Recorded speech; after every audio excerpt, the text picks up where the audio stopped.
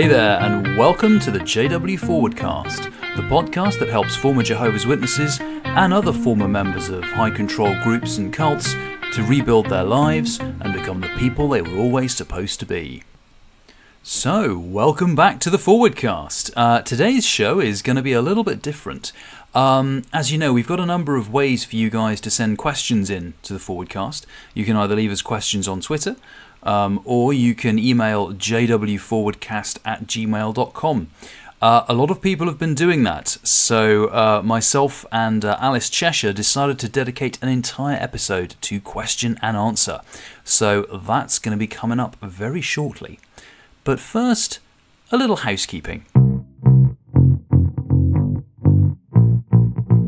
Firstly, as you probably remember, we've been asking people if they could leave us star ratings and reviews on iTunes, because that really helps us climb up the iTunes charts and helps more people to discover the show. Well, thanks very much, guys, because you've heard our call, and you've not only been leaving us star ratings on iTunes. We've currently got 5 stars from 6 ratings. Thank you very much. We've also got 2 reviews, so I'm going to read them now. So Dave B1 says, "Listen to learn the real truth about Jehovah's Witnesses." Thank you, David. And Rick N says, "A fantastic concept to help those struggling to cope with leaving the cult of the JWs. Looking forward to future help and advice that I can use in my wake-up journey, and also help my wife who is just starting to open her eyes. Great work, Covert." So thanks very much, Rick Newman. He's left his name in there in that review as well. And also congratulations to waking up, and also for your wife waking up as well. And I think we've been chatting on Twitter as well, Rick, so it's been good to chat to you. So guys, thanks ever so much for those reviews. If anyone else would like to leave us a review, please feel free to go ahead, because the more we get, the better. I will read them out on the Forwardcast, so as a way of saying thank you for doing the review. And I'm wondering how long it is until I get an angry JW leaving a review. I'll read those out as well, because those are always funny. Speaking of angry JWs, I actually have 2 angry JW comments on my YouTube channel. As you may know, you can also listen to the Forwardcast on YouTube. My YouTube channel is Covert Fade. There's actually some additional stuff up there as well, but you can get episodes of the Forwardcast. But Jehovah's Witnesses have found my channel, so I thought I'd read one of the comments they left, because it really made me laugh. So here we go. This is a comment from S. Ike. So I'm assuming he must be a Jehovah's Witness. I don't know. I'll let you guys decide from the comments. I'll try to do my best to read out what he's written, because the spelling and grammar is interesting. Okay, here we go. "And who protects us from your mental diarrhea? Bah, blues. What are you poor, but is already pro-term from you?" I don't know what he's talking about. "For this first knows that in the last days scoffers will come with their ridicule, which proceed according to their own desires. Judas said these scoffers were full of desire for godless things." I think he means Jesus. "He called them animal people who have no spiritual mind. That's why all the fools fraternize here." And he's put "here" in all capital letters, because obviously that's what you do. "You are so ridiculous. Lol." Yes, and the "so" has many O's after it.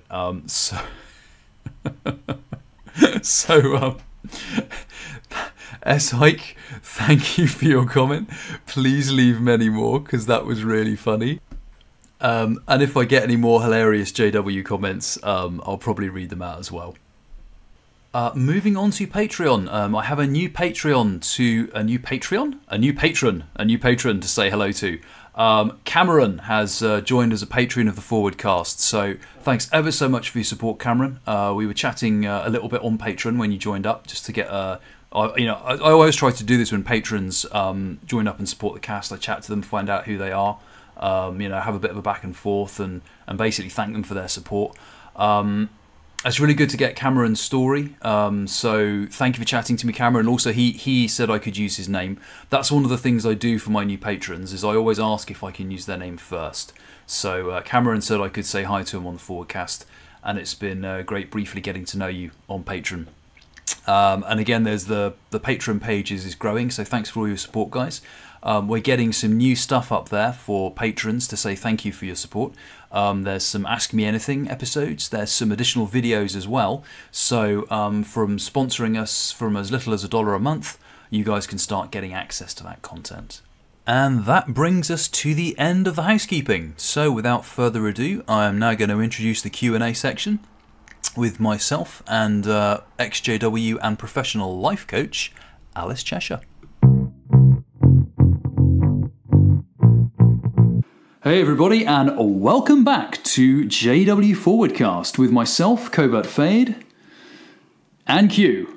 And she's looking at me across the table like, what do you want me to introduce myself? Yeah, absolutely. Well, I kind of always left that sort of stuff to you. Oh, hello, and it's me, Alice Cheshire. Is that what you were going for? That's exactly what I was hoping for. Sorry. Honestly, can't get the staff these days. You really should think about hiring professionals. I should do. JW Forwardcast is now advertising for professional podcasters who know what they're doing, although in all fairness, I'd probably be firing myself if I applied that criteria. So. I'll just show myself out. Yeah, okay.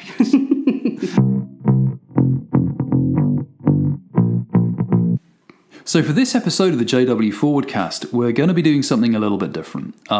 We opened the Forwardcast up for questions because Alice Cheshire is a professional life coach in addition to being a former Jehovah's Witness. And since I'm an exJW activist, I've kind of encountered and spoken to a lot of people who've been through the various problems exJWs face. So we've said, if you guys want to ask us questions on anything exJW related, fire it to jwforwardcast@gmail.com. And we've had a really good response, guys. Thank you so much for sending your questions in. For time reasons, we've picked 4 questions we're going to go through on this episode. So if you don't hear your question, don't worry, we will get round to you on the next Q&A session. But we want to make sure everyone gets a good discussion. So we've only picked 4 for this Q&A. So buckle yourselves in, grab some popcorn, and we're going to go through questions 1 to 4 on the JW Forwardcast. Bam, bam, bam, ba-dum, ba-dum, bam, bam, bam, ba-dum, ba-dum. Okay, so what I'm going to do is read out each question in turn, and then we're going to discuss it. So question 1 has been sent in by a listener who wishes to remain anonymous. But their question reads as follows. Hey Covert and Alice, I really enjoyed your first podcast and have found it to be really helpful. Just recently, I woke up after being brought up from birth as a JW, and currently I am PIMO, that's physically in, mentally out. All my life I have struggled with decision making, even the most basic decisions. You'll think I'm joking when I say that choosing something as simple as deciding on a sandwich in a shop can take me 5 minutes. I do laugh about it as I do realise it's ridiculous. However, making more serious decisions is nearly impossible. And I've never really understood why this is. The only thing I thought it was due was because the only thing I thought it was due to was because I am always scared of making the wrong decision, and that could be partly due to low self-esteem. Recently, I read in Stephen Hassan's book, Mind Control, which is actually the book Combating Cult Mind Control, which if you're an exJW and you haven't read that, I really recommend reading it. That being in a cult that enforces rules on absolutely everything in your life takes away your natural ability to make decisions. This finally opened my eyes to exactly what the problem had been. Please can you give me some advice on how I can start improving my decision-making skills? Thank you. So that is a really interesting question, and I think it's going to be relevant for a lot of former Jehovah's Witnesses and members of other former high control groups as well. This is a point Stephen Hassan brings out in his book, which, again, guys, if you're an exJW, go and read his work. It's really compelling and is a fantastic insight into what was done to you. But Alice, that question, how do you go about learning to make decisions again when your natural ability to make decisions has been sabotaged by a cult? Yeah, I think this is a really great question. And one of the reasons I think it's a really great question is because I think to a certain extent, most of us can relate to this. And obviously we've done an episode of the Forwardcast already that talked a little bit about fear and fear of failure and all those sorts of things. And Analysis Paralysis. Analysis Paralysis. Which is touring now, my new band, which is Alice is picking something up to throw at me. I think I probably better not go into it again. Analysis Paralysis, which is, this idea of of being terrified to do anything because you're so scared of making a mistake. You're scared of moving forward. You're scared of doing anything at all. But what I really love about this question is that the individual who's asked it has already, I think she's already halfway there, because what she's actually done is she's managed to work out why she's having this issue. And that is always the first place to start. Knowledge is power. Understanding is power. So what she's already done is she's recognised this is an issue that I'm having, and she's taken steps to understand why, and she's hit the nail on the head. And basically what's happening there, which is exactly what she's talking about, is she grew up in a world, as did so many of us, where, first of all, so many things we weren't allowed to make decisions. So many decisions were made for us already. Making a decision, it's almost like a muscle. It's something that you've got to exercise. It's something that you've got to get good at. If you aren't able to make decisions in your life, then it gets harder to do. So if you think about all the areas in our lives where we weren't allowed to make decisions. So take, for example, what job we were going to do, what we were going to study at school. For men, whether or not they were going to grow facial hair, it was not so much a problem for me, although it's getting more so as I get older, but we'll move on from there. Who you're going to marry to a certain extent, how you're going to raise your children, what dress you're going to wear, dress and grooming, as a man, are you going to wear tight pants, etc., etc., which has a different meaning in the UK than it does to America, which always makes me laugh, but anyway. So we had so many decisions that were taken away from us. So first of all, we're not used to making decisions. The second thing, and we talk about this a lot in one of the earlier podcast episodes, is the judgment that comes with making a wrong decision when you are a JW. So if you do make a mistake, if you do make the wrong decision, you are hit with sanctions. Now, those sanctions could be that you're viewed as being a bad witness. Maybe you could be marked. Maybe you could be reproved. Maybe you could be disfellowshipped. And everything that goes with that, losing your family, etc. And then on the grander scheme of things, if you make enough bad decisions, you're going to burn in a holy hell at Armageddon.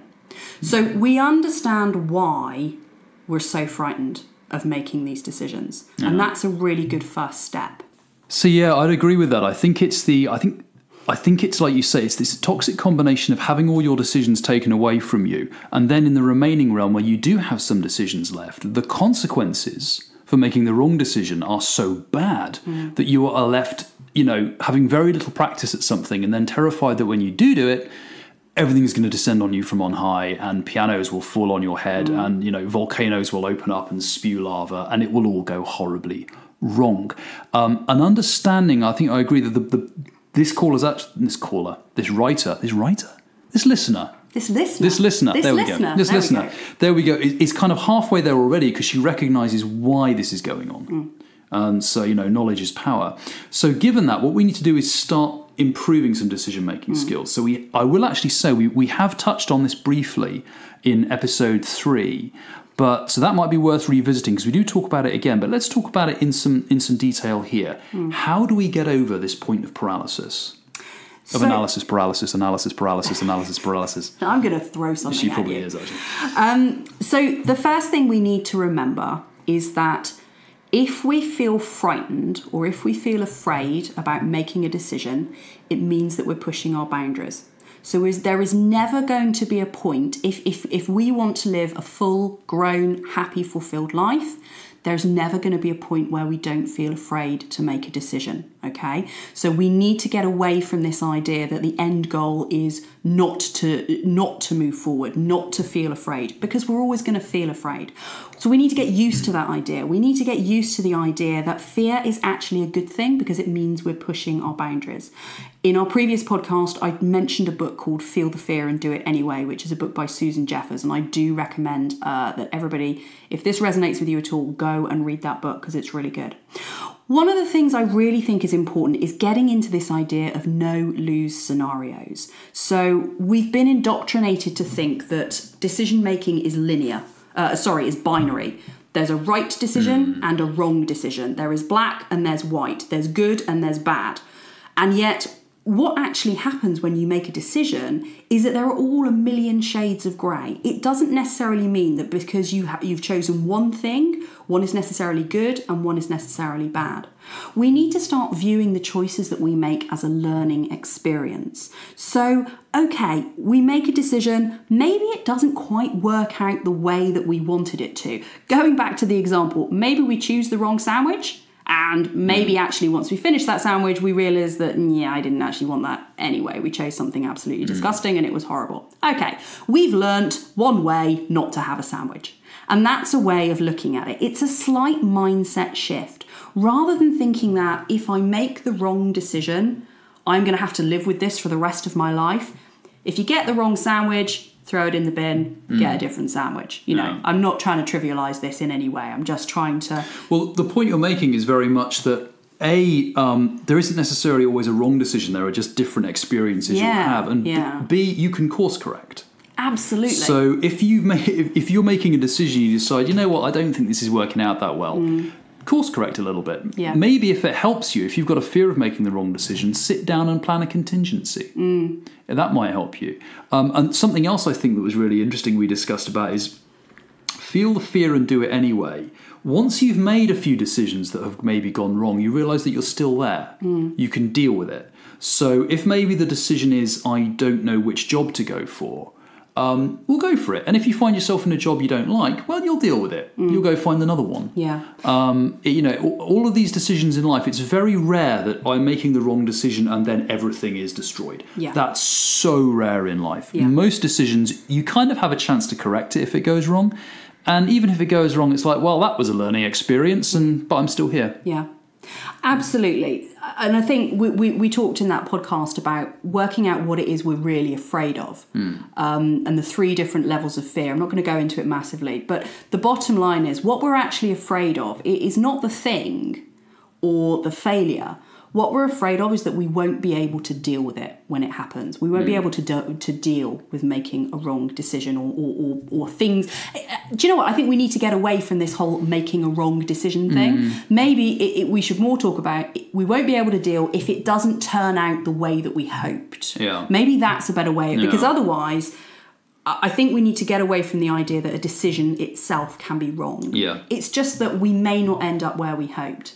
And I think also what's really important here is learning to trust yourself again. Learning to trust that you can make these decisions and that you have the power and the knowledge and the expertise and the self-belief to start owning your own life, to start taking responsibility and ownership for the decisions that you make.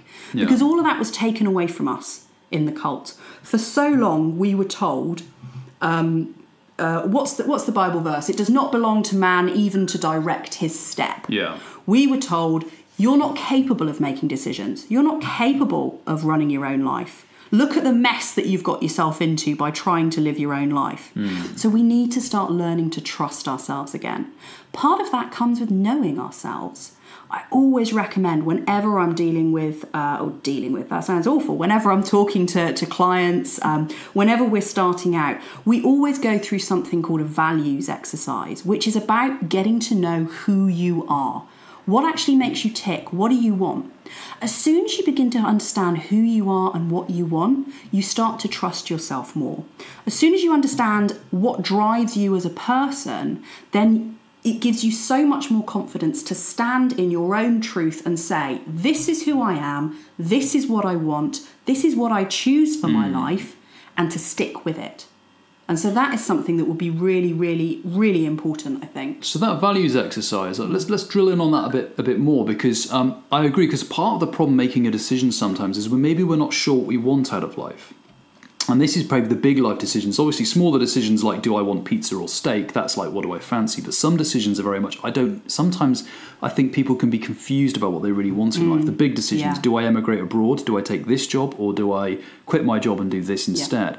And the ability to actually know this is what really makes me happy and what I want in life can really help guide this.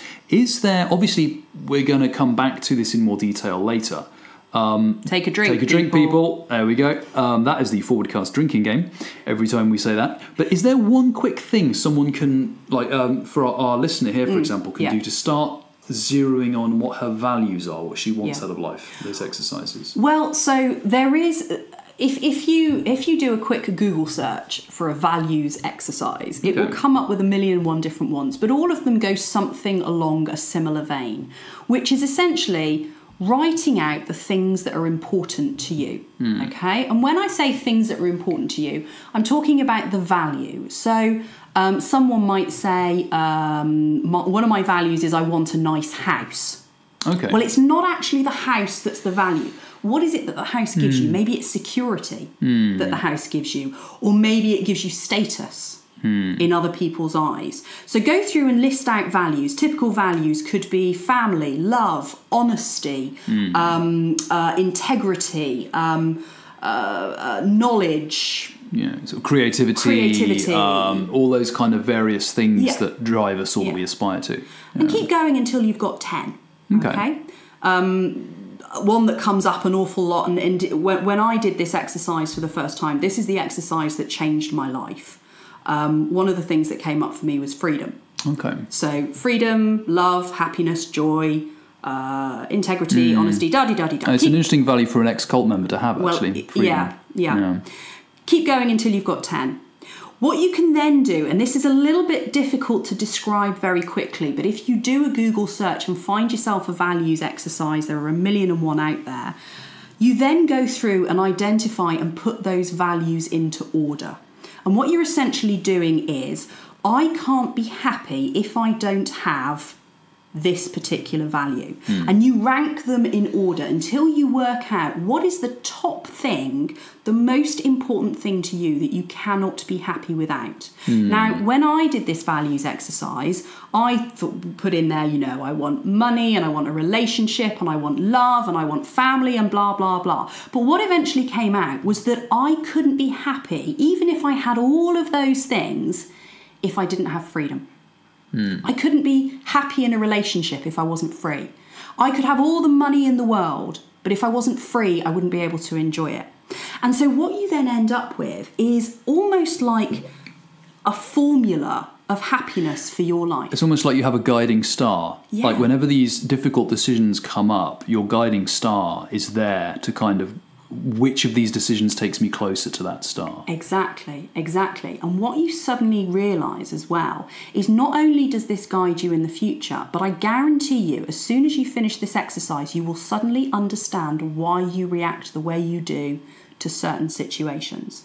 You will suddenly realise that's why I wasn't happy in that job or that relationship or that scenario, because it was fundamentally going against who I am, my core values, what makes me tick. And so this exercise, I think, and this doesn't just apply to helping to make decisions or, any of those things. I think everybody listening to this, regardless, it would be a fantastic exercise for anybody to do. But particularly coming to know yourself, to understand yourself, and to trust yourself more. This is like brilliant. And this is especially relevant for exJWs because, like you said, everyone should do this anyway. But exJWs may have spent decades not having being actively told what their values are, but not being allowed to discover themselves. Whereas most other people would get to kind of, even if they haven't done this exercise or had this process of realization, most people kind of are allowed to find out who they are, whereas former Jehovah's Witnesses are told who they are and they're told what their values are, and they're told these things will make you happy, whereas the reality is for many of them these things will make you profoundly unhappy. Exactly. I think that's interesting. So what we've basically got is the way to correct me if I'm wrong, one of the best ways to actually get into the habit of being confident about making decisions is actually to kind of dig under the foundations and find out my values, what makes me happy, where do I want to go in life, and fixing that once you get an underlying understanding of that, the really big decisions in life, you have your guiding star. Yeah. And also you and the other thing is you always remember you can course correct. Absolutely. So don't view this as, if I've made the wrong decision, it's like, okay, we'll go and change it. Yeah, absolutely. And also, let's all start being a little bit kinder to ourselves as well. If we make I'm getting away from this wrong decision thing. If we make a decision and we don't end up where we want to be, let's be kind to ourselves. Yeah. It happens. We're human. We're imperfect, as the Watchtower loves to tell us all. We're imperfect. It's okay. Remember that, as you say, we can course correct. We can pick ourselves up again. We can do something different. And again, this is the joy of being able to direct our own lives. And I think, probably one of the interesting ways to finish this question off is, and we did discuss this in episode 3, there's an interviewer called Tim Ferriss who interviews incredibly successful people, people who've achieved, very high achievers in all forms of life, art, media, politics, business, engineering, science. And one question he asks them is, what was your most useful mistake?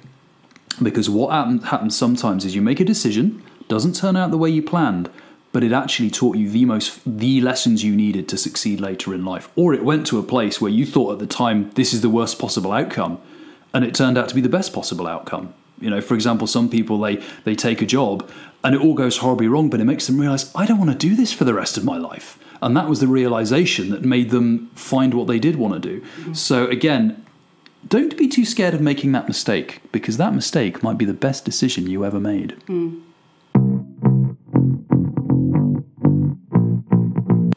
So, moving on to our next question. Again, it's a listener who's asked to be anonymous.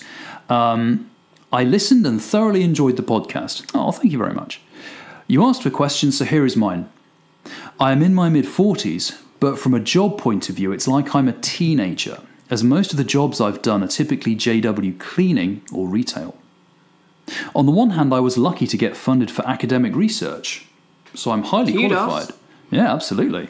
So I'm highly qualified, but that was a very isolating experience. I feel totally out of my depth in the workplace with other people who've been working for years. And of course, they expect me to know my way around a workspace. I am struggling with constantly feeling off-kilter and incapable. So any suggestions? So that's the question. First of all, dude, kudos, as Alice said, for getting funded on the research and the qualifications. That's a really good achievement right there. So you're already on the right path. But how do we deal with this, Alice, when people who are coming out of the JWs, they've spent a lot of time in these kind of, I don't want to say menial jobs, because they're not menial. A lot of these are important jobs. People do them. People can make a very worthwhile life out of them. And be very happy doing them. Yeah. But for a lot of people, it's like they do one job that never really fit them, and then they want to perhaps spread their wings and do something else, and they have this sensation, as he said, he's constantly feeling off kilter, incapable, and not able to navigate that workspace. But everyone around him has been doing this for years. They have all this experience, and he's kind of sat there like, "Ew, what do I do?" Yeah. So how do we get over this? Well, the first thing I wanted to say is, damn, I know that feeling. When we all grow up as a JW, I feel like so many of these questions are actually kind of going to cross over. When we grow up as a JW, we are told that we are undeserving of God's love, God's undeserved kindness, as in we're undeserving of that. We're told that we're not capable of directing our own step. We're told to listen to instruction and follow it, and even if it does not seem reasonable at the time, drink the Kool-Aid. How culty can you get? Exactly. Again, really, really important to understand where this is coming from, and to first of all to say, it's okay and it's understandable that you're feeling this way. And as Covert just said there, I mean, congratulations, first of all, on getting that funding and on also following your dream to something that you obviously really want to do. And as Covert said, I'm not in any way trying to say that if you do cleaning or retail or any of those other jobs that there's something wrong with that, because there isn't. But it's all about the fact that you knew that you wanted to follow a certain path and you've taken steps to get there. But what's also happened, it sounds like, is that you've now got yourself into this scenario, and rather than being able to enjoy it and to bask in the glory of having worked really hard and achieved what you've wanted, now you're stuck with imposter syndrome, which is essentially you're feeling, as you say, off kilter. you feel like maybe you don't really deserve to be there, maybe everybody else knows more than you and you're going to get found out. Yeah, and I just want to say that this is a syndrome. This is called Imposter Syndrome. And the reason this thing's called Imposter Syndrome is because lots and lots and lots and lots and lots of people have this, enough so that it's recognized as a syndrome. Now, the interesting thing about Imposter Syndrome, Alice, is what kind of people tend to get this? High achieving, successful, intelligent people tend to get imposter syndrome. There's an opposite to this, which is called the Dunning-Kruger problem. And the Dunning-Kruger problem refers to people who think they're incredibly competent, intelligent, and they can do absolutely everything. Usually people with that attitude, they're often absolutely awful at what they're trying to do. Mediocre at best. Let's be slightly generous. Mediocre. Now, if we're honest, we probably all know people who appear to be completely, oh yeah, I can do absolutely everything, I'm fine. And they genuinely do, and they're walking disaster areas, but they don't seem to realise. Whereas the imposter syndrome, as Alice said, you'll find that it's actually, I think most people have it, because most people are always aware. We're only aware of our own internal monologue, and I think most people's own internal monologue is constantly the legs of the swan, which are furiously churning away, barely hanging on. Yeah. But other people only see the swan gliding effortlessly across. Yeah. So there's an example I wanted to bring up, which is I saw interviewed a guy called Henry Rollins. Now, he's a former punk singer with the punk band Black Flag. He's an incredibly successful musician. He's got his own publishing company. He does speaking tours. He's met incredibly successful people. He's by any stretch of the imagination, this guy's done very well. And I saw him interviewed on a podcast. And he was basically saying he's always working. And one of the reasons they asked him is because I'm constantly convinced that everyone's going to realise I'm a talentless hack and throw me out. He's genuinely saying I came from nowhere, and suddenly I'm here, and I am constantly terrified that everyone's going to realise, hang on a minute, this guy's got no talent, get rid of him. So he says he's literally amazed when any work comes his way.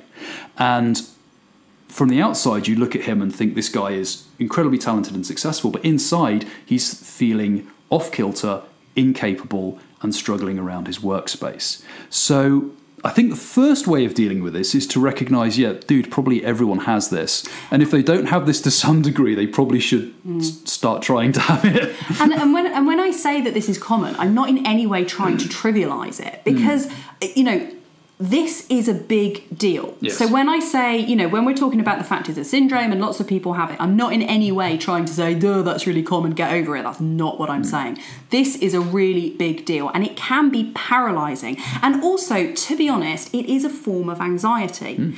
Imposter syndrome, this feeling of I'm going to get found out, everybody else knows more than me, everybody else is better at this than me, and we then all get into the shoulds, which is a terrible word. I should be better, I should know more, I should be more experienced, I should. This is something that can cause an awful lot of anxiety. If anxiety is either the root cause or a result of this, the other thing to bear in mind is there's no shame in having any form of anxiety, and there is professional help available for you. One of the things I said way back when we started this podcast is there is no substitute for professional help when it comes to anxiety, depression, mental health issues, all of those sorts of things.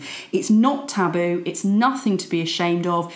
If we are struggling with anxiety, imposter syndrome, if it's really affecting our day-to-day life, get your ass to the doctor, get your ass to a therapist, and get some help. And there is absolutely no shame in doing that.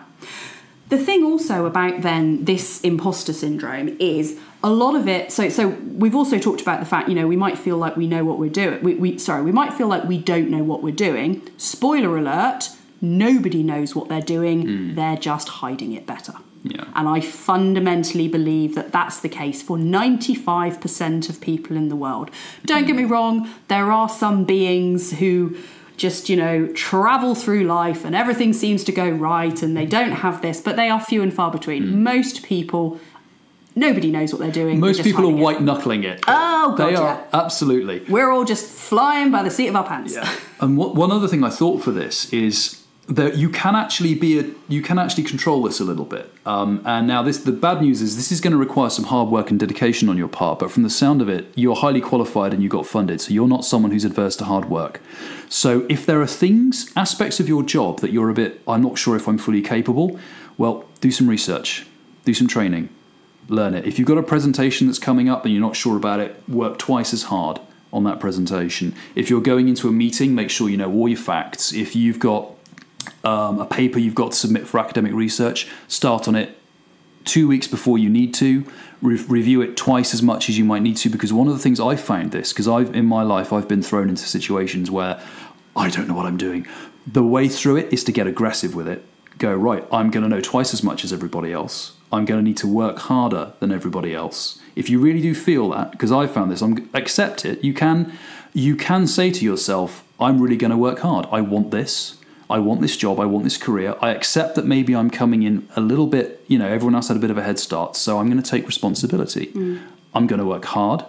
I'm going to know what I'm talking about. I'm going to do research. And I'm still probably going to feel imposter syndrome, but that's okay. Because one way you can make that go down a little bit is to walk into those meetings knowing exactly what you're talking about, is to have prepared that presentation and run through it enough times so that you're happy, is to have, done your background checks and arrived a little bit early before everyone else so that you've prepared the room or you know what's going on. All those things can also help you. And from the sound of it, if you're highly qualified and you've already got funding, you're the kind of person who's prepared to put that little bit of extra work in anyway. So, I don't know if you'd agree with that, Alice, but I think you can help yourself by just taking responsibility and saying, okay, I'm going to work a little bit harder maybe than everyone else, because maybe I feel like I need to, but that's okay. Absolutely. And I think, there are definitely things like that you can do to make yourself feel more in control. I also find that sometimes, and, this may be something that our listener here is also referring to, that a lot of the time it's not necessarily about the academic side of things or the what we know or, the papers that we're writing or the sort of technical aspect. A lot of it is about how we actually navigate the situations that are faced with us. If we're dealing with a co-worker and a conflict arises, or how do we ask for pay rises, or how do we ask for more responsibility, or how do we challenge our boss when we've had a bad review or something has happened that's unfair. And those sorts of things aren't so much necessarily about the technical aspect of our job. They're more about, dealing with people. And the things I would say there, a lot of this comes to something we were talking about a minute ago, which is knowing ourselves, because what would happen with me sometimes, as a little bit of a personal anecdote, is I would be working, something would happen which would either annoy me or I'd think wasn't right, or I wanted to challenge back, or, my boss would say something to me and I would almost know for a fact he was wrong. But I didn't have the confidence and the knowledge and the self-belief to stand in my truth and say, actually, no, I deserve that pay rise, or I deserve that promotion, which is a mixture of not understanding or not knowing yourself, not having the self-confidence. So personal growth work here is also something that I think may well really help. Going back to that values exercise we were talking about in earlier as well, coming to know ourselves better. Also, and I don't know what kind of work environment that you work in, but a lot of the time now, HR departments have courses and support for helping people do this sort of thing. So a lot of HR departments now think about personal growth and personal skills, not just about to do your job better, but to help you exist in a work environment better. If that's not something that's available within your HR, then by all means do some Google work. Find yourself some exercises, go through some values exercises, do some journaling that we've talked about before. Think about maybe taking on some meditation, 10 minutes a day or something like that. Just all these small little personal growth and personal development exercises that can really help you to grow as an individual, to cope with what's going on from almost a social point of view of your work life. So I think there's another aspect from there, as you said, if you're feeling imposter syndrome and worried that everyone's going to find you out, one of the aspects, as you brought up, is the kind of the social aspect, that you not only need to be able to sort of stand your ground when you need to, but also you need to kind of, like, navigating that office space socially can be quite important, because people you work with, if they come to rely on you and they have a good working relationship with you, if you've established yourself as someone who does their job to the best of their ability and is productive to work with, and people are happy to work with, it's going to be easier for you to integrate yourself into that working environment. And it doesn't mean be a brown nose or be a pushover. But there is also, let's face it, we've all been in offices. We've all known that one person who walks in the office and no one wants to deal with them because they're just difficult. And it doesn't matter how talented they are. They could be incredibly talented, but everyone just wants an excuse to get away from them. And we've also known people who we really enjoyed working with. It didn't mean they were a brown nose, but those really decent, good employees when when this guy comes on the project, it always gets done. And it's in control, and they're calm, and they're professional, and this is someone who I'm quite happy to work with. That will actually help you a lot in your career, especially because people tend to meet people in the same industry. So chances are the people you are working with now, you might be interviewing with 5 years' time. So I think the other thing is build a good reputation if you can, and as someone who's a hard-working professional employee who people will remember, and they'll maybe want to take you with them in the career. They'll want it if you come up into an interview later. I want to work with this guy. I've worked with him before. He's let's get him on board. And also for promotion, I think it can also help you for promotion as well. So. And I've got, just sort of thinking about this question, obviously we've talked a lot in sort of general terms about personal growth, but I've got 2 quick, short, sharp exercises that you can do pretty much anywhere if you're sat at your desk and you're suddenly feeling these feelings of overwhelm, I don't know what I'm doing, how do I navigate this, I feel out of control, etc., etc. 2 really short, sharp exercises.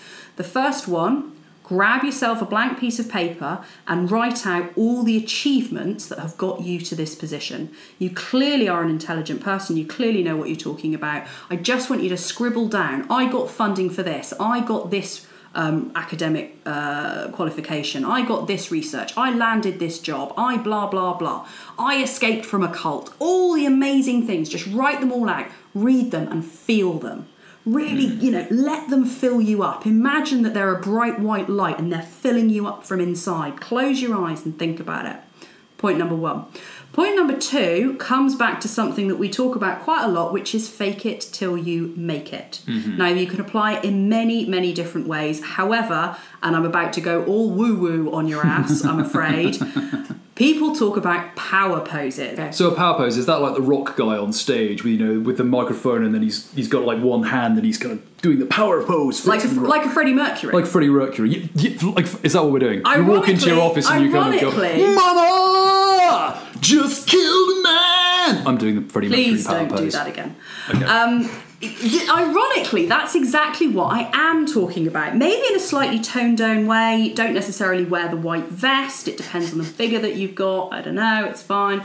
But ironically, that is actually what I'm talking about. Studies have shown that even if we don't feel a certain way, if we put our body to look like we feel that way, it does actually affect our mood. Now, this is something that actually you hear in a lot of sort of women's groups and women empowerment groups, but the principle stays true no matter what. So if we're feeling overwhelmed, if we're feeling like we don't belong, if we're feeling like we don't know what we're talking about, I want you to stand up and I want you to throw your shoulders back.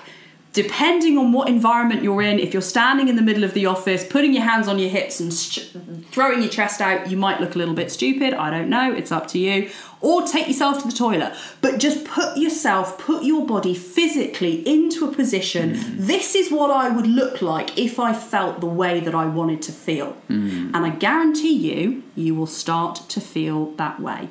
So it is a little bit about presence. It is about Freddie Mercury. He walked onto a stage and he commanded that stage. I see a little silhouette of a man. Scaramouche, Scaramouche, will you do the fandango? Thunderbolts and lightning, very, very frightening.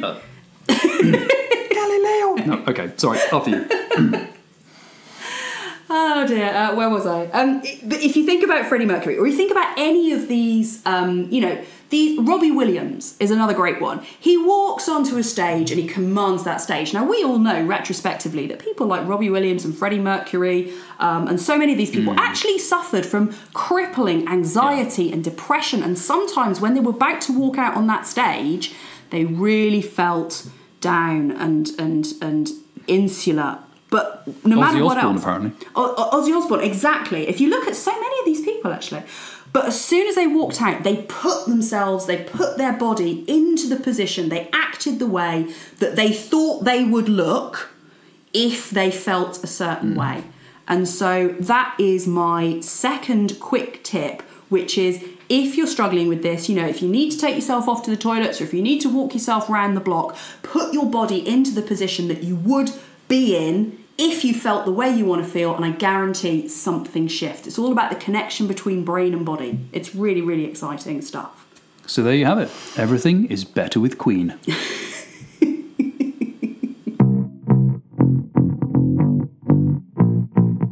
Okay, so our third question is from Evelyn de la Ombre on Twitter, who, by the way, if you're not following Evelyn, you should, because she is a fantastic activist. Absolutely. Go and find her on YouTube as well. Fantastic YouTube videos. So she has an interesting question. She says, I'm not sure how you'd frame this, but I've always wondered how people navigate other religions when they leave the JWs. I don't personally believe, but a lot of people do, and it must be overwhelming and frightening given the Babylon the Great rhetoric from the Watchtower. So this is interesting. So I think the way I understand this question is some people leave the Jehovah's Witnesses and they go into other religions. And if they're religiously inclined and want to explore those religions, how do they do so given the fact that Watchtower has told them that all religion is Babylon the Great and evil and in control of Satan? How do they navigate that hurdle on that journey of exploration into this previously demonized world? What do you think of that personally? Well, this is a bit of a tricky one for me, and I'm going to be really, really honest, which implies that I'm not always. I always am. But this question is hard for me to think around and answer, because I personally don't understand the drive if you're getting out of JW or any other, cult / religion / sect, whatever you want to call it. I don't understand the drive of why you would then go and affiliate yourself in some way with another religion. Now, I'm not a believer. So, I'm coming from that point of view. It doesn't take away from the fact that I fully respect people's right to believe and to go and find, a different religious path if they want to. I find it difficult to understand that motivation. But what I will say, and this is as much a sort of answer back to myself when I say this, is that everything comes from asking questions, gaining knowledge, gaining understanding. So for my part, I think it would be important for me to try and understand from those people why it is that they feel that having left one religion, they want to somehow find another. For me, it feels like another way of being controlled. But obviously that's not how it feels to other people. And I respect and fully support their right to do that. But I think it's about knowledge. Asking the questions and asking without judgment and asking with a genuine. It's that old thing of listening to understand rather than listening to reply. And so many of us, when we're having a conversation, what we're actually doing when we're having a debate, for example, is we're listening and we're thinking about what we're going to say next. We're listening to the other person, but what's going on in the back of our brain is, well, how am I going to respond to this? How am I going to prove what they've just said wrong? We're listening to reply. Whereas actually what we need to do is listen to understand. So we need to actually think about what the other person's saying, not because we want to come up with a pithy remark or a pithy comment, but really to try to understand them. And I think that certainly is something that I need to do when thinking about these other people who go and want to explore other religions. But also then for these other people who are trying to navigate this world of I have a faith, I have spirituality, I want a home for it. Where am I going to find that home? Listen and understand and really try to just hear what's being said rather than trying to come up with, comparisons or pithy comments or next remarks. I think that's interesting because I think this is a really interesting question actually because I mean, similar. I'm an agnostic atheist, so I don't personally have a religion that I follow, I have one of the fascinating freedoms I have since leaving the Jehovah's Witnesses is I can actually sit down with people of other religions and just ask them about why they feel the way they do without the need to then disprove what they've just said. I've had a number of experiences when I've been able to sit down with people who are believers and just ask them, how do they view the world? What reasons brought them to that? Just kind of understand how they're thinking. And frequently now, I very rarely challenge, even if I disagree, because I just find it interesting to find out how other people tick. I think the other part of this question is, Watchtower has demonized Babylon the Great. So you've got this entire vast spectrum of human philosophy and culture and thinking, because so much of what we class as religion is often our attempts as humans to understand the world and derive morals and philosophy and reasoning. And also then those religions, so much of culture is derived from religion, and so much of religion drives culture. And Watchtower demonizes that a lot. And so there might be a bit of if you are someone who wants to still have a religious side, you might still be scared about getting involved with Babylon the Great. There's I think ultimately research is your friend. The same research that brought you out of Watchtower and helped you overcome the fear of leaving Watchtower will help you with the question of religion. So start researching religious faiths. Talk to people of those faiths. Start just trying to find your path. Understand that what's been demonized by Watchtower isn't forbidden to you. And start the journey. Start exploration. Ask questions. Find your path. I mean, this is me being a bit vague again because I'm personally not religious, but I'm very interested in philosophy, and I do find religion fascinating because for me it's the human race looking at itself and trying to understand itself and our impulses and find answers to moral questions and grapple with things like why are we here? How do we deal with mortality? And so I'm interested in religion even though I'm not personally religious. But I think what you said there, Alice, is very true. Is maybe the best way about when we have these questions is to find, because there are many people who leave the Jehovah's Witnesses who do still have a religion. I think there's quite a few on the exJW Reddit actually, because I know the exJW Reddit is majority people who aren't religious, but there are a lot of religious believers on there. So have a chat with them.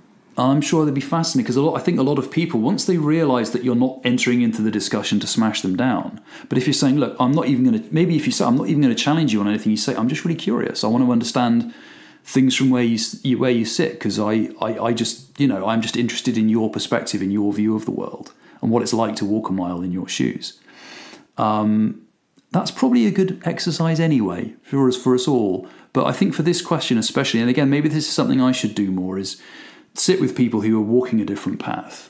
And this is good, not just religious. Do this with people who walk different political paths, who walk different ethical paths, who have a slightly different path to you, and just say, okay, man, just tell me how it is. Just show me your road. And I'm just going to sit here, and even if I come away thinking I don't agree with a single thing you've said, but at least I understand why you think the way you do. I understand why you're walking your road. And I think at the risk of being a little bit John Lennon, I think one of the world would be a better place if everyone just took that time to look at each other's roads and see things a little bit from everyone else's perspective. And even if you don't agree, just try to understand.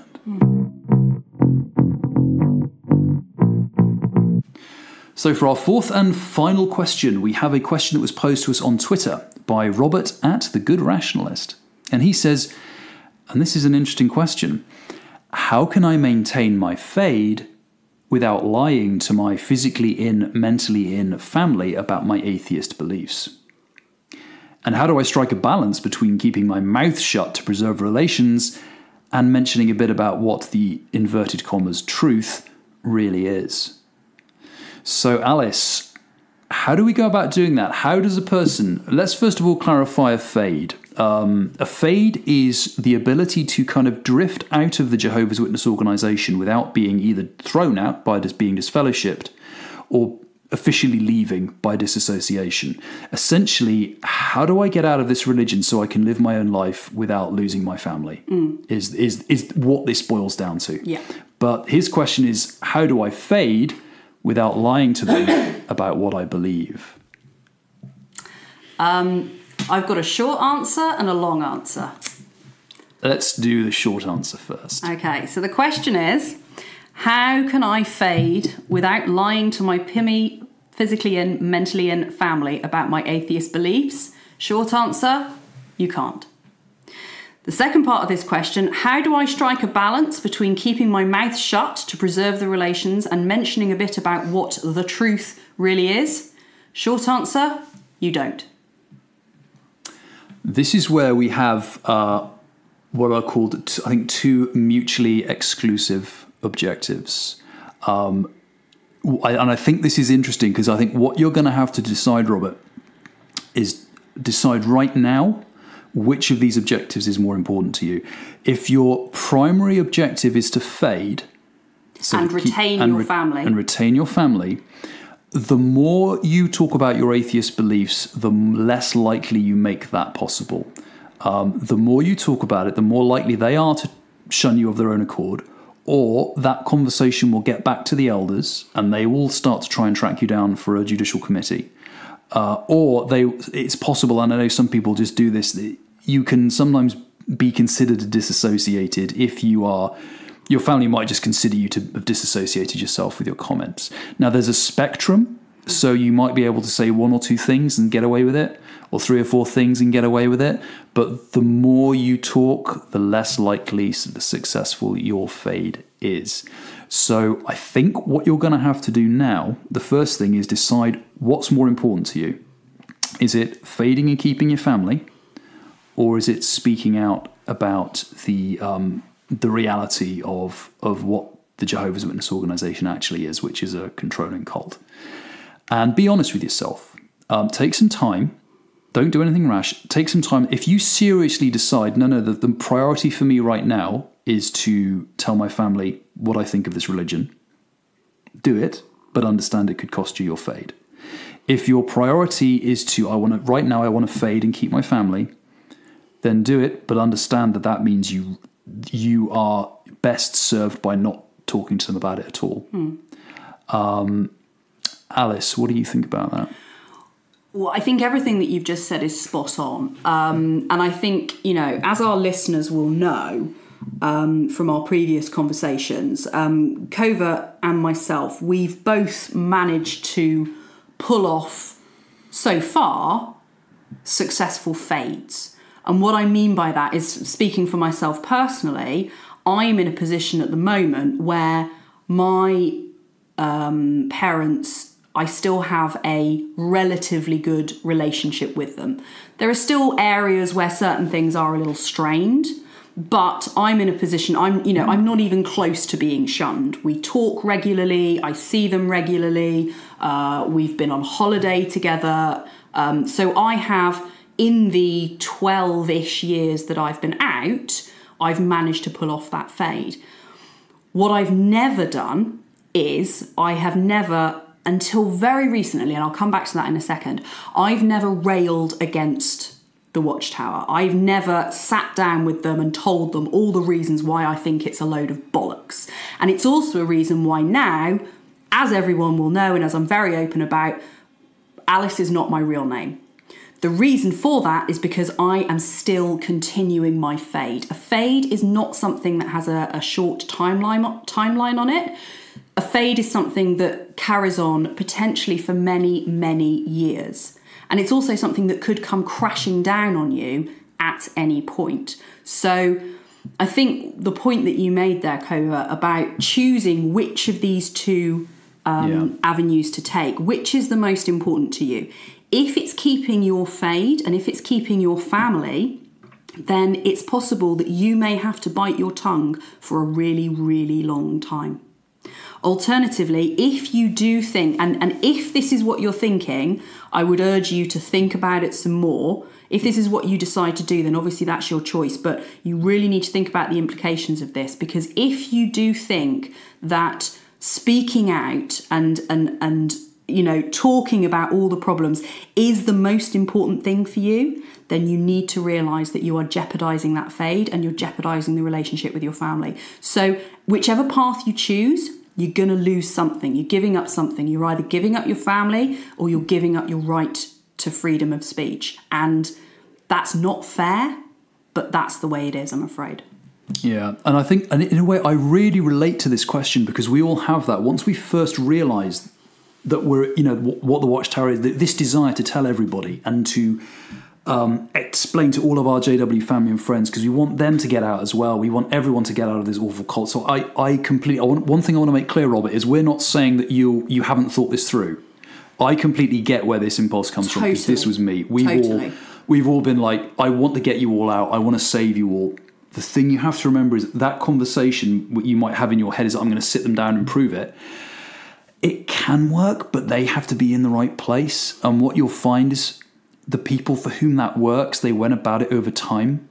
So people who have, I discussed it in episode 2 with Lloyd Evans. I mean, he successfully got his wife out, but it was a long period of conversations, and he let her approach him with questions. He wasn't lecturing her about his beliefs. He basically let her know that he was available for her to talk, and she gradually approached him. It took a long period of time. So I would hazard a guess that 99% of the time, if you just start talking to JWs about the problem with their religion, they probably won't listen to you, and you'll probably find the elders hunting you down. So I get where this feeling of being dragged in two directions come from, because it's so powerful. But again, I think you can't really. Basically, the more honest you are about the beliefs, the more you're jeopardizing your fade. So decide which of those, as Alice said, decide which of those is more important to you, and make that your goal, and then maybe revisit every so often. Maybe little opportunities will come up for you to discuss things without damaging your fade. One thing to keep in mind with fading is that time does wonders. And if you have, and it may unfortunately be a period of years, but as Alice's experience has been, with my JW family, I haven't really broached this at all. But I think with Alice, with her parents, as she said, she has been able to have slight discussions. But Alice I don't know how many years you've been out, but it's over 10. Yeah, I mean, it's sort of 12 to 15 years now for me. And as I was saying, for many of those years, it didn't come up. Partly because I think my parents were afraid to ask, because they didn't. They knew that they were probably going to get an answer that they didn't want. And also because I didn't bring it up for the very real reason that I knew that if I did, it was potentially going to cause problems. Now, having said that, over the period of time that's passed, so the one thing that's really important when you are conducting a fade, or when you're going for a fade, and I know, Covert, you're going to come and talk about this really specifically in a podcast episode, to be had at some point. Take a drink, people. One of the things that is really looked on is whether or not you're known as a Jehovah's Witness in the community. Now, obviously, the longer time passes, you become increasingly more not associated as being a JW in the community. And as time goes on, years and years, people in the congregation, people move in, people move out. A lot of people in the congregation would never know that you had been a JW in the past. So I've now reached a point with my parents where I have had a few conversations very, very carefully about some of the issues that I see with the religion. They didn't go very well. Everybody got very upset. And what was also very interesting is that as soon as I tried to make logical points, both of my parents shut down completely. They would not engage on the logic at all. But having said that, and I actually tweeted about this week, my parents have always said to me, or the last few years, they've said to me that everything's great now whilst I'm sort of chugging along and potentially not doing anything that they particularly disagree with, but everything would change if, for example, I was overtly, being flagrantly against their rules. So, for example, if I got into a relationship, they said that things would change. Now, just the last couple of weeks, I've actually told them that I am in a serious relationship. I only told them a couple of weeks ago. It's actually been going on for some time. And what was really heartening about that was that they were really excited for me, and they were really happy for me. And they even agreed to meet him, which I was not expecting. I was hoping for, but I wasn't expecting. And so as time's gone on, I'm just using this as an illustration to show that as time's gone on, because of the number of years that have passed, they've now reached a point where I don't think even they see me as, they don't necessarily associate me and the JW faith. It's not the first thing that they think of every single time that they see me. So this takes time, this takes years. it may be that you never get to a position with your family where you're able to raise this sort of stuff. But the longer you leave it without having those discussions, I would say the greater chance you have of keeping your family, and also eventually maybe getting to a point where you can speak your mind. Yeah. Yeah, I haven't encountered this problem with my JW family. I haven't told them about my Tinder profile, so I'll have to see how that goes down. It's actually just a picture of my Covert Fade logo. It's just this weird kind of cartoon cat looking back at people. It's like, Covert. Weirdly enough, people don't swipe, or the people who do are really scary. I was going to say, you're going to attract a very weird subset of women. Very strange. Yeah, that's odd. But this will be either a really interesting relationship, or I'll be killed and buried in the back garden.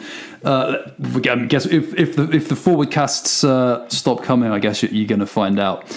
But yeah, so that's what I just want to finish with, Robert, is good luck to whatever you choose. Whatever you choose at the end of the day, choose what's right for you. If it's the right decision, wishing you all the best. Just be true to yourself. Work out what you really want. And then once you've worked out what you want, whatever you choose, that's the right decision. Absolutely. And, and I think I really want to echo that. And what I wouldn't want is for you to in any way think that what we're trying to say here is that you should or shouldn't take a certain course of action. Again, there's that horrible word should, which I hate. It's all about what's right for you. What I would really suggest, though, is just really think through which of those two things are you willing to lose? Your family or your freedom of speech? And as Covert said, whichever one of those you choose, wish you the absolute best of luck. And ladies, if you encounter the Covert Fade logo on Twitter, swipe right. I come with my own podcasting microphone and a lifetime of exJW cult mental damage.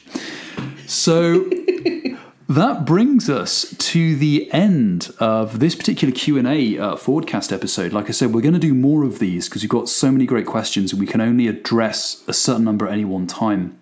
But if you've got a question you'd like us to discuss, send it into jwforwardcast@gmail.com. Alice, where can we find more of you online? You can come and find me on Twitter. I'm on @thealicechesh. A fair amount of exJW stuff, a fair amount of general musings, and an awful lot of cats. And you can find me, I write articles at JW Survey. You can also find us on YouTube. I've got a channel there at Covert Fade. You can find me on Twitter at Covert Fade and on Tinder at Covert Fade, being very, very, very afraid. Have fun, guys. We'll speak to you soon. So before we draw this episode to a final conclusion, there's just one more thing I'd like to share with you. We often talk on the Forwardcast about how important a proper mindset is. The way we look at things and the way we frame events and choices can have a profound effect on our own happiness and our own determination and our general state of mind. And I talk about this quite a lot. Both, I know Alice talks about it on the Forwardcast, and I've discussed it quite a lot on the cast and also on some videos on Patreon.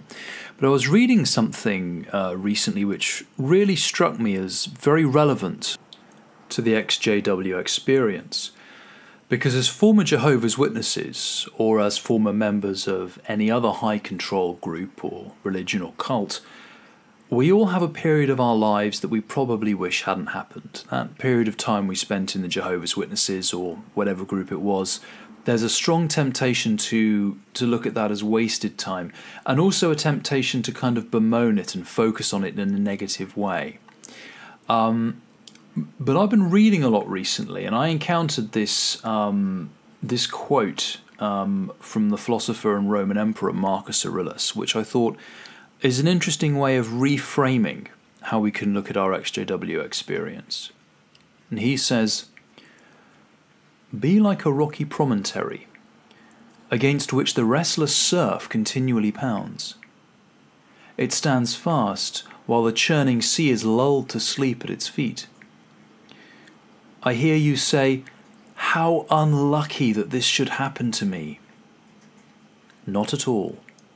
Say instead, 'How lucky that I am not broken by what has happened, and am not afraid of what is about to happen. The same blow might have struck anyone, but not many would have absorbed it without capitulation or complaint.'" So I'll just leave you guys with that thought, and I'll see you all on the next Forwardcast. Bye bye.